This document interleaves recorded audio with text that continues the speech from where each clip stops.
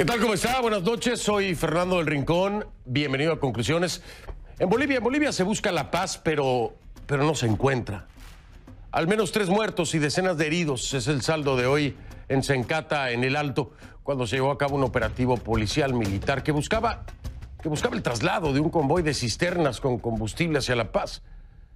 Y mientras el ministro de Defensa, Fernando López, asegura que el ejército no disparó ni un proyectil, la Comisión Interamericana de Derechos Humanos expresa su enérgica condena al uso excesivo de la fuerza, así lo califican, por parte de operaciones combinadas de la Policía Nacional y de las Fuerzas Armadas para reprimir, dicen, recientes manifestaciones en Bolivia.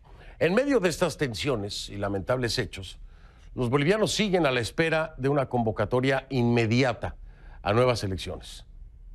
Mientras, aún se debate, aunque no lo crea, la renuncia de Evo Morales. La pregunta es cómo salir ahora de este nuevo enredo. Iniciamos.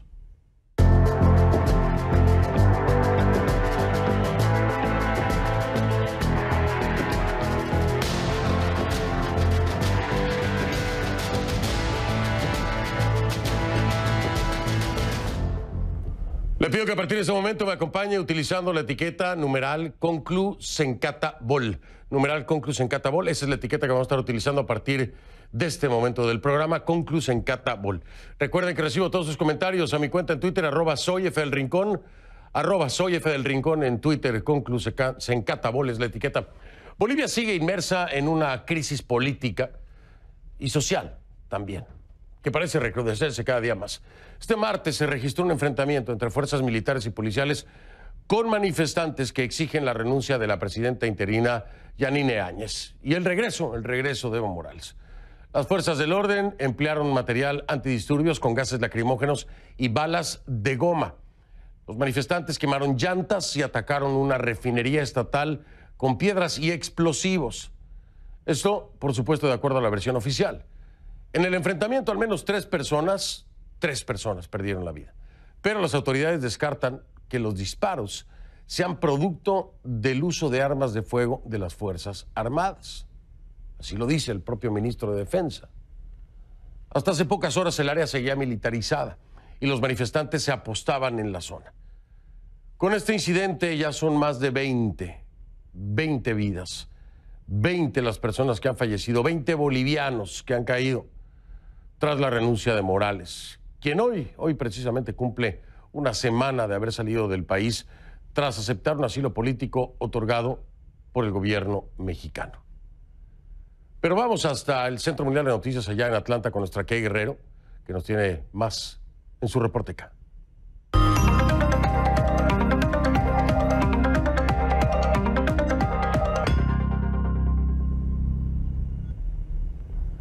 Qué lamentables hechos, pero además imágenes que bueno, hablan más que lo que pudiéramos decir. Tienes toda la información y te escucho con atención. Así es, Fernando. La violencia en Bolivia parece aumentar de forma progresiva, hay que decirlo. Al menos 3 personas murieron este martes durante enfrentamientos entre seguidoras del expresidente Evo Morales con militares y policías en el sector de Sencata. Esto es en el Alto, un área muy cercana a La Paz. La información fue suministrada por la Defensoría del Pueblo de Bolivia mediante un comunicado en el cual también aseguran, Fernando, que las muertes fueron causadas por heridas de arma de fuego. Los hechos están siendo investigados y aún se desconocen toda la información, las circunstancias, pero también se registran unos 25 heridos. En otro comunicado, Fernando, que acaba de llegar a la redacción de CNN, las autoridades también niegan que los disparos sean producto del uso de armas de fuego de las Fuerzas Armadas, algo que no podemos verificar de manera independiente. Ahora, de acuerdo con la información que sí hemos podido recabar durante el día, que también fue confirmada por las autoridades, los enfrentamientos ocurrieron en horas de la mañana cuando se estableció un operativo de las fuerzas de seguridad en esa zona para resguardar la salida de varios camiones con combustible desde esta planta en Sencata hacia La Paz. Los que se encontraban dentro del yacimiento, todos los autos se están quemando. ¡Échale al tanque!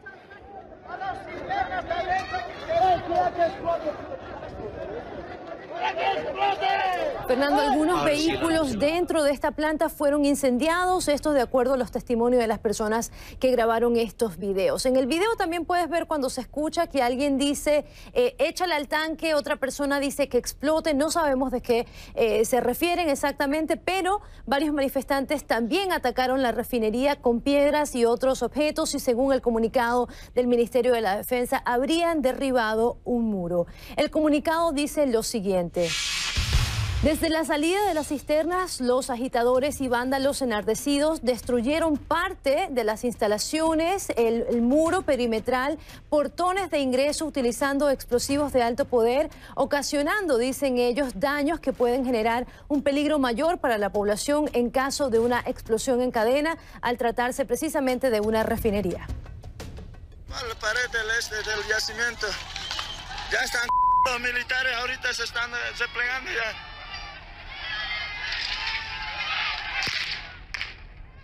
Ahora es la guerra civil hoy, mucha grave está la cosa. Ahora sí, guerra civil. Están disparando de adentro los militares, mira, ya la han dado a uno. En este video, Fernando, se ve el momento exacto en que colapsa ese muro. Podría ser por dinamita, aunque no lo hemos podido confirmar, no lo hemos podido verificar. De inmediato también se escuchan pequeñas detonaciones que parecen ser disparos y los manifestantes se dispersan en varias direcciones. En medio de este enfrentamiento se escucha también a algunos manifestantes decir ahora sí guerra civil, que como sabemos es una frase que han venido entonando desde la renuncia del expresidente Evo Morales. Lo que pasó después, Fernando, no queda del todo claro, pero antes de presentar esa información, quisiera advertir que las imágenes que veremos a continuación podrían resultar perturbadoras para algunos espectadores. ¡Están matando! ¡Mira, nos están matando!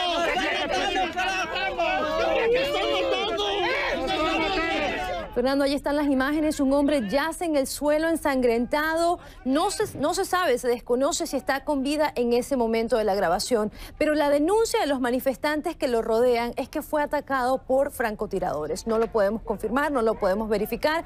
Pero como tú decías, el ministro de Defensa de Bolivia, Fernando López, asegura que del ejército no salió ni un solo proyectil.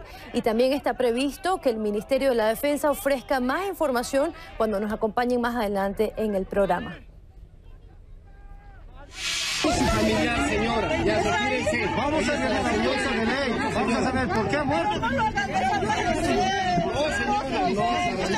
Fernando, en estas otras imágenes se muestra un intercambio entre uniformados y manifestantes. Los ciudadanos piden que les permitan recoger el cuerpo de alguien que parece haber muerto en estos enfrentamientos. Los militares responden que solo sus familiares pueden acercarse y desconocemos de momento la identidad del fallecido, pero de acuerdo con la Defensoría del Pueblo ya serían 3 los muertos por estos hechos, Fernando.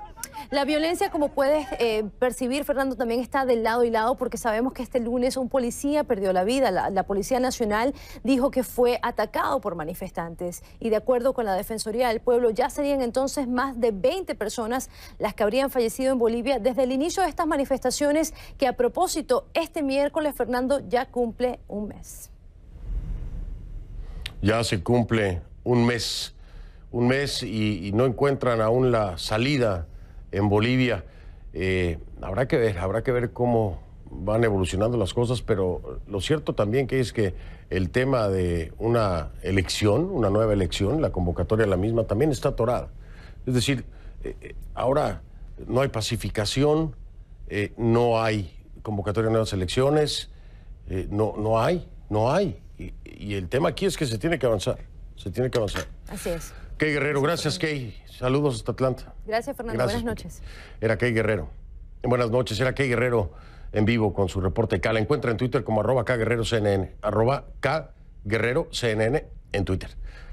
A ver, estos últimos días el gobierno de Bolivia ha recibido duras críticas en el ámbito internacional. ¿Cuál es el motivo?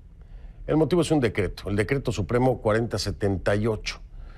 Este decreto es sobre la actuación de las Fuerzas Armadas en las protestas, que fue aprobado el 14 de noviembre. Human Rights Watch pidió este martes la derogación inmediata de la normativa. ¿Qué es lo que dice este decreto? Bueno, por lo menos Human Rights Watch dice que contribuye a la impunidad. Prácticamente está desligando de cualquier responsabilidad penal a las Fuerzas Armadas en sus actuaciones. Es el resumen, ¿no? En otras palabras, de este decreto. Por eso es que reacciona así Human Rights Watch y constituye, según el director para las Américas de la organización, que es José Miguel Vivanco, un cheque en blanco para cometer abusos.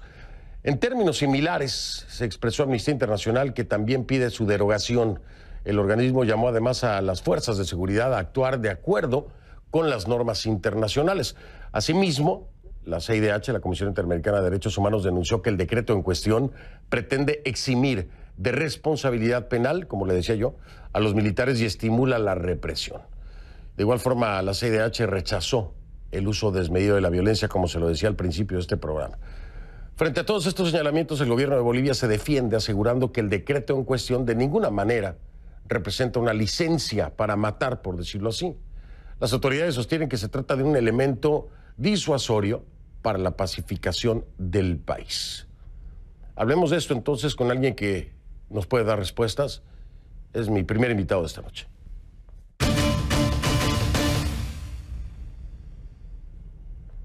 Le doy la bienvenida a Luis Fernando López, ministro de Defensa de Bolivia. Ministro, gracias por aceptar estar con nosotros. Buenas noches. Buenas noches, Fernando. Un gusto estar acá. Gracias por acompañarnos, ministro. ¿Por qué está tan seguro o por qué asegura tan contundentemente que ninguno de los caídos fue por una bala del ejército en este operativo? ¿Por qué lo puede asegurar tan contundentemente cuando aún pues no tenemos resultado forense, ¿no? La pericia todavía no se lleva a cabo. ¿Por qué está tan seguro de esto? Estoy seguro porque, primero, que los elementos que se encuentran dentro de Sencata son elementos profesionales y que saben hacer su oficio. En este caso, la instrucción siempre fue diálogo, paz, un análisis de la situación, y cuando uno hace una auditoría de los cartuchos, no salió ningún cartucho, así de sencillo. No se halla ningún cartucho, sin embargo, estas personas mueren por impacto de bala, ¿correcto? Es que nadie, eso lo tiene que certificar una autopsia y la fiscalía. Al momento no hay nada oficial respecto a un impacto de bala. Por lo menos hasta este momento no tenemos el reporte. Hasta este momento no hay reporte. No se sabe entonces hasta este momento las causas de la muerte.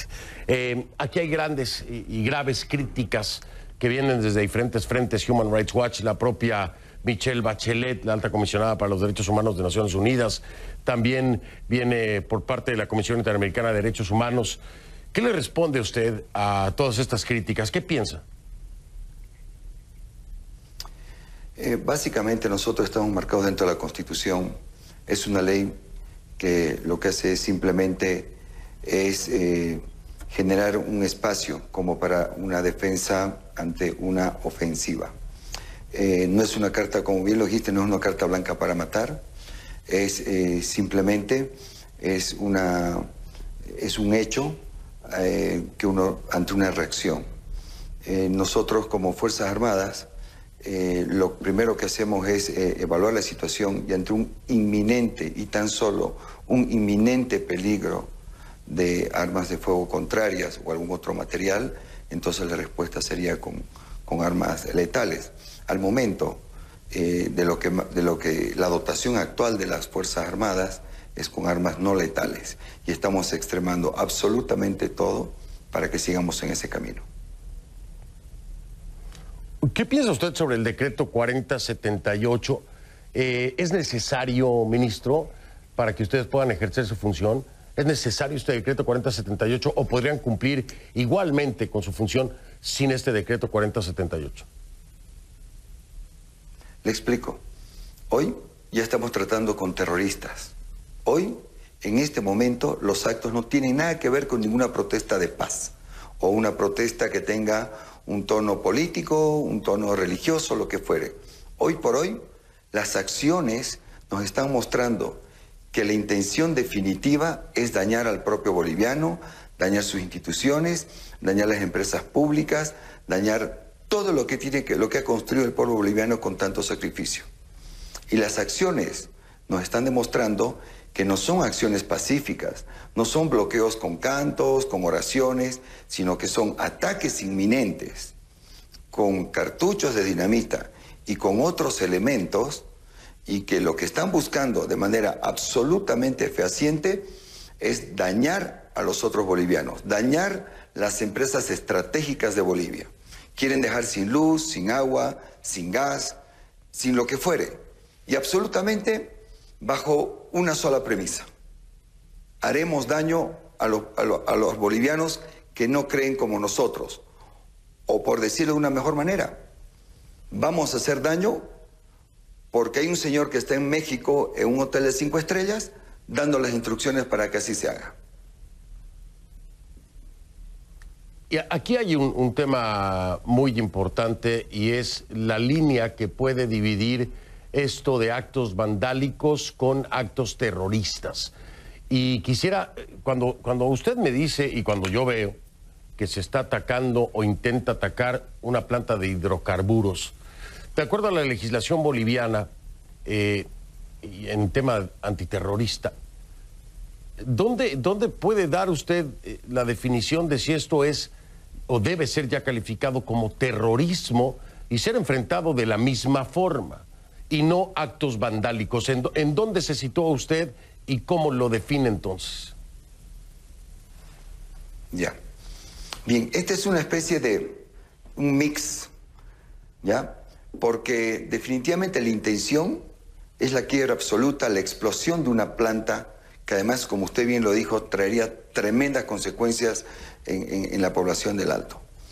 Pero eso viene acompañado también de actos vandálicos. Es una especie de terrorismo vandálico, porque entran, queman movilidades, roban garrafas de gas, voltean con dinamita paredes y muros de la empresa pública, y también se ve dinamitazos muy, pero muy cerca de donde están todos los elementos de gasolina en silos.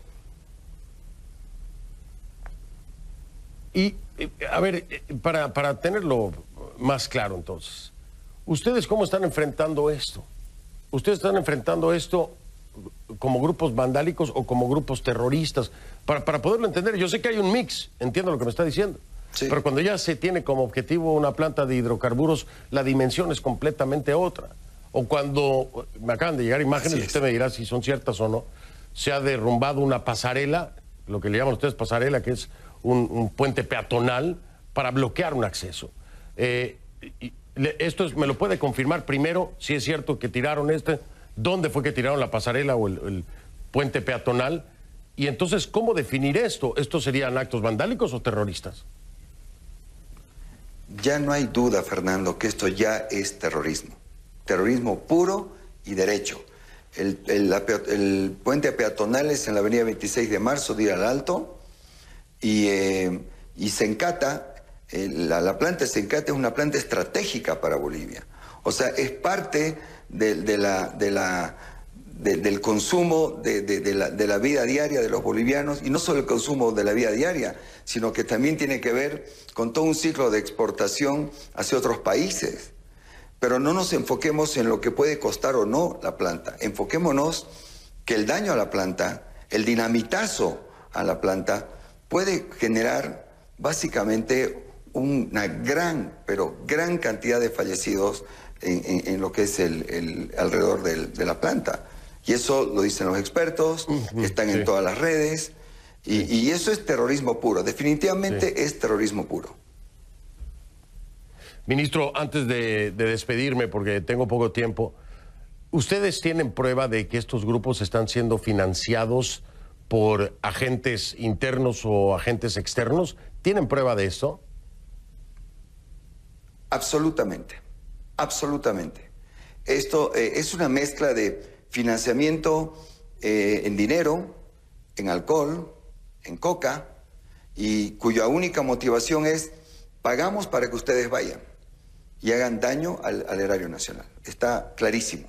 Pruebas, todos los medios, millones de ciudadanos que han filmado, informes del Ministerio de Economía y Finanzas de cuentas que seguían haciendo una fuga de dinero, por no decir robo de dinero, hacia otras cuentas para poder tener cash y pagar en el campo de batalla. Pero hoy por hoy, Fernando, esto ya es terrorismo.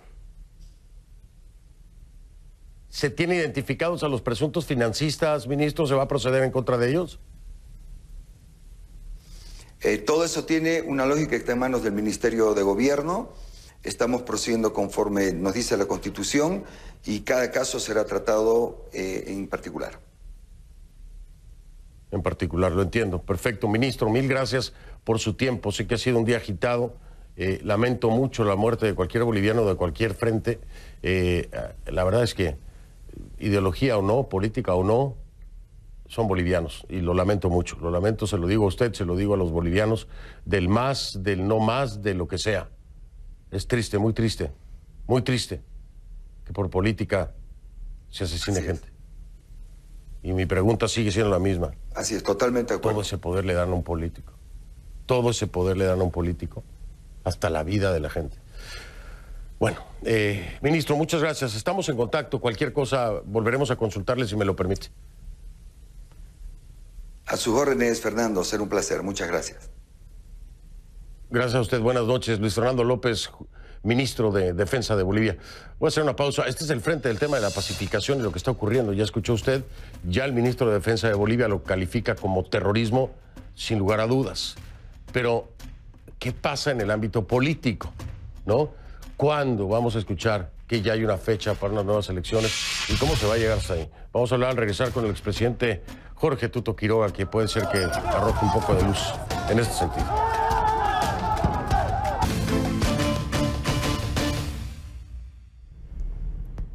Le pido que a partir de este momento me acompañe utilizando la etiqueta numeral Conclu Diálogo Bol. Conclu Diálogo Bol, obviamente Bol de Bolivia. Conclu Diálogo Bol. Sus comentarios a mi cuenta en Twitter, @soyfdelrincón, @soyfdelrincón. Conclu Diálogo Bol a partir de este momento. Es que hasta ahora muy poco se ha sabido de ese intento de diálogo entre diferentes actores en Bolivia, ¿no? Que es promovido por la Iglesia Católica. Este martes, el día de hoy, conocimos que se llevaron a cabo una serie de reuniones.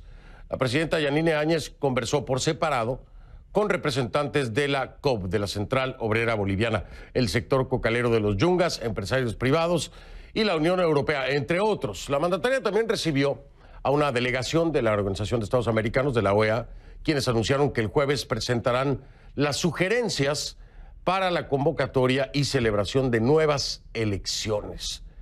¿Cuándo será esa convocatoria? ¿Y será por decreto o finalmente el legislativo, mayoritariamente masista, dará el paso necesario para llegar hasta ahí, hasta lo que todos los bolivianos están esperando? Unas nuevas elecciones lo más pronto posible. Bueno, Tuto Quiroga tal vez nos pueda decir cómo es que se puede llegar y cuándo. Además, ¿qué está pasando con el diálogo? En un momento hablo con él al regresar. El expresidente Jorge Tuto Quiroga.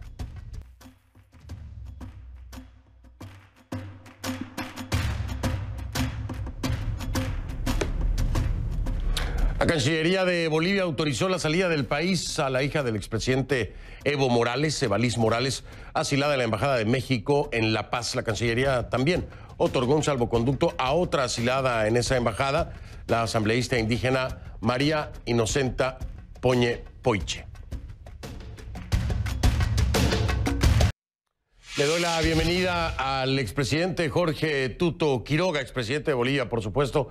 Bienvenido, presidente Quiroga, gracias por estar aquí. Buenas noches, Fernando, un gusto como siempre. Gracias, muy amable. Tenemos un pequeño delay para nuestra audiencia, de un retraso del sonido de unos 4 segundos para que ustedes no piensen que hay problemas en la comunicación. Le pregunto entonces de entrada, me gustaría saber su opinión acerca de estas declaraciones de Morales diciendo que él sigue siendo el presidente y que quiere regresar a pacificar el país. ¿Qué opina acerca de estas declaraciones?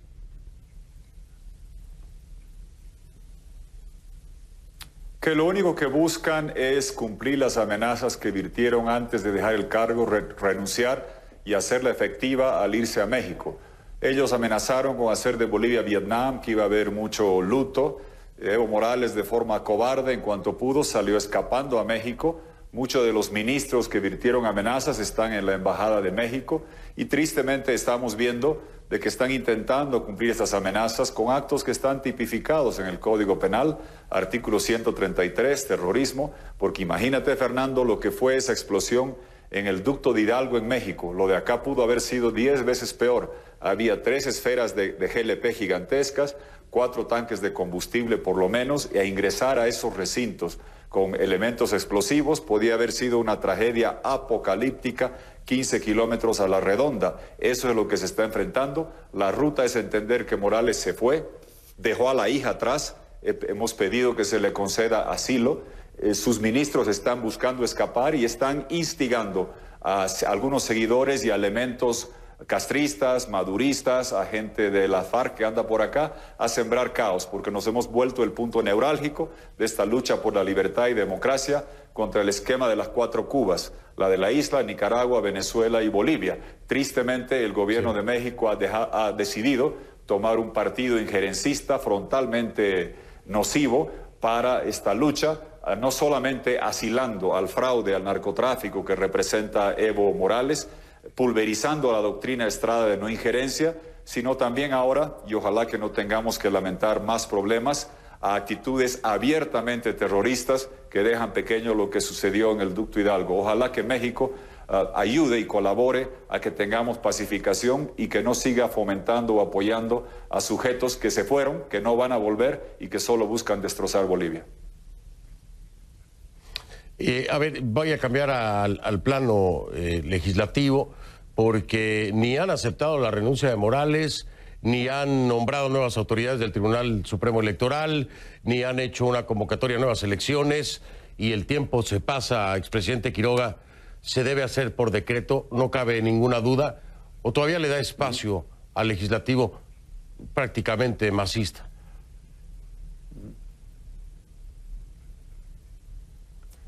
Fernando, 2 elementos. La renuncia se hace efectiva con dejación de cargo, abandono de funciones, que ha sucedido el lunes 11 de noviembre a las 11:02 de la noche.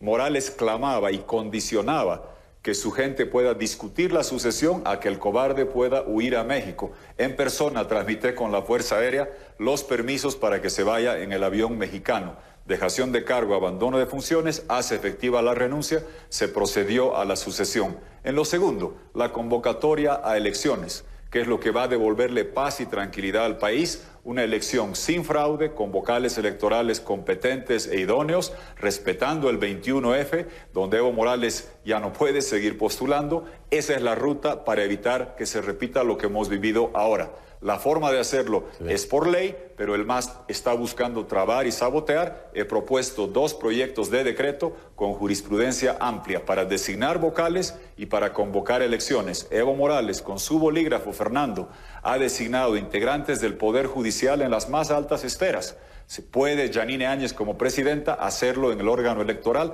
para atender esta emergencia democrática. El 2005, un gobierno interino de un juez, el doctor Rodríguez Belcé, convocó a elecciones, Fernando, reasignando los escaños regionales, donde algunas regiones como Santa Cruz subían los curules y las diputaciones, otras se reducían, hubo conflictos, se empantanó el Congreso y por decreto se convocó a elección reasignando los espacios en el primer poder del Estado. Evo Morales lo aceptó, se presentó. Si se pudo en ese momento convocar por decreto, si Evo Morales ha designado gente en el Poder Judicial y en una enorme cantidad de entidades económicas, se puede hacerlo, está la propuesta, la he puesto sobre la mesa. Es preferible hacerlo por ley. Si usted me pregunta, ¿qué quieres? ¿Convocar elecciones? ¿Qué es lo que Bolivia necesita? ¿Qué es lo que la OEA va a pedir mañana en el Consejo Permanente? Prefiero, si me dices por decreto el jueves o por ley el sábado, prefiero por ley el sábado. Pero si nos dicen, Fernando, por decreto el jueves o una ley de aquí a 4 o 5 meses, producto del sabotaje y el bloqueo de Evo Morales, habrá que hacerlo por decreto, porque la ruta crítica es elecciones limpias, con vocales idóneos, sin fraude, para que Bolivia nunca más caiga en una tragedia de las magnitud que estamos viviendo. Me ha quedado clara la postura que plantea expresidente Quiroga. Me queda muy poco tiempo. Le hago una pregunta, le pido que sea breve. Fecha límite para que haya unas nuevas elecciones debe haber. Debe haber, porque ya ve usted cómo está el país. Debe haber una certeza. ¿Se ha fijado, se pretende, se tiene en la mente una fecha límite para escuchar la convocatoria y fijar el día?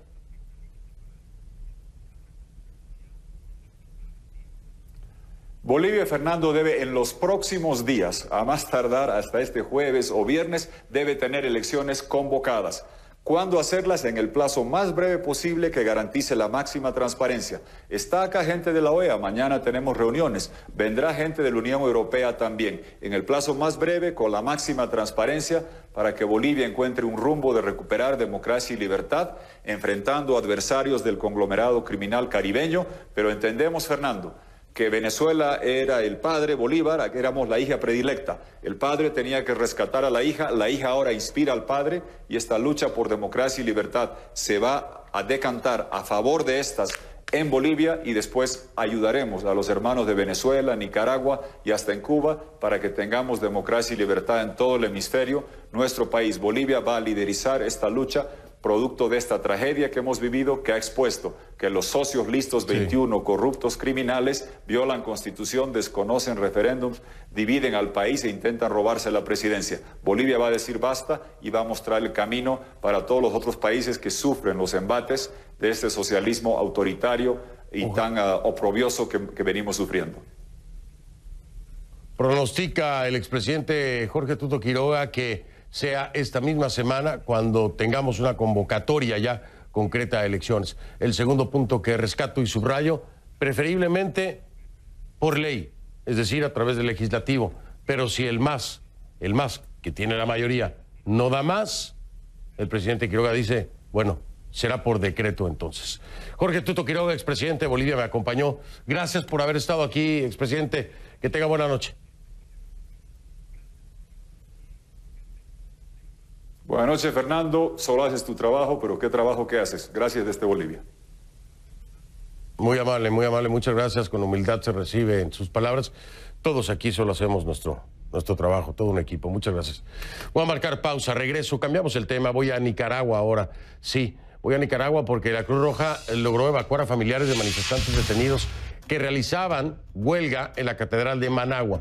Voy a hablar con Félix Maradiaga, que es miembro del Consejo Político de la Unidad Nacional Azul y Blanco. Ya vengo.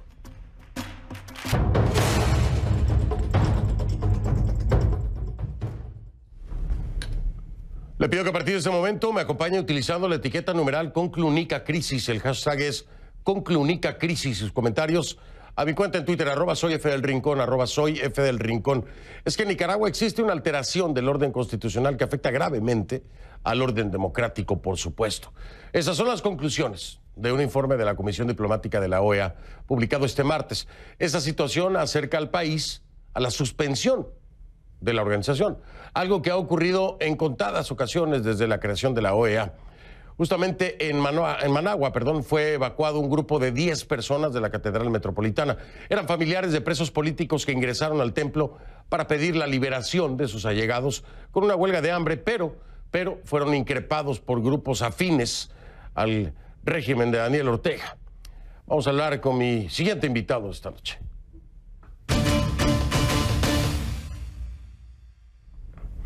Le doy la bienvenida a Félix Maradiaga, miembro del Consejo Político de la Unidad Nacional Azul y Blanco y director del Instituto de Estudios Estratégicos y Políticas Públicas desde Managua. Félix, bienvenido, gracias. Muchas gracias por la oportunidad. Al contrario, gracias a ti.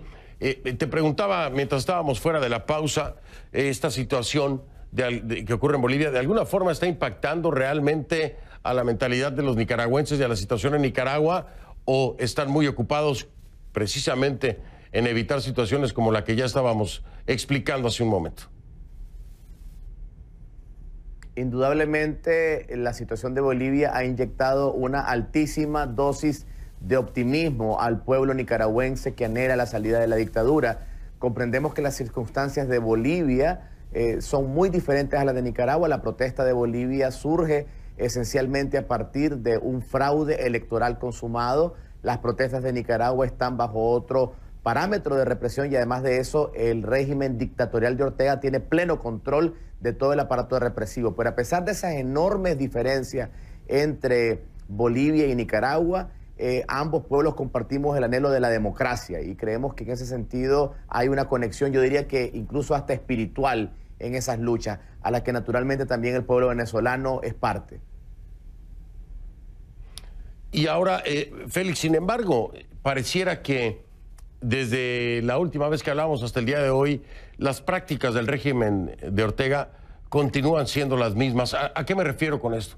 El impacto que pueda tener una conclusión como la de la OEA, lo que ocurre en Bolivia, pareciera que no hace mella en el régimen de Ortega. ¿Ustedes creen que han ganado terreno o no? No se puede esperar que estos regímenes dictatoriales que le dan la espalda al Estado de Derecho, a los derechos humanos por su propia voluntad, doblen el brazo. Tiene que ser la ciudadanía. En el caso de Nicaragua, me preguntabas de Bolivia, ha tenido que ser la movilización ciudadana la que ha abierto una ventana de oportunidad. En el caso de Nicaragua, después de 11 años de relativa pasividad, fue abril del 2018 que abrió una puerta a un nuevo proceso. Tenemos que recordar que en aquel momento Nicaragua estaba fuera del radar de la OEA, fuera del radar del mundo. Hoy Ortega está emplazado por todos los gobiernos del mundo.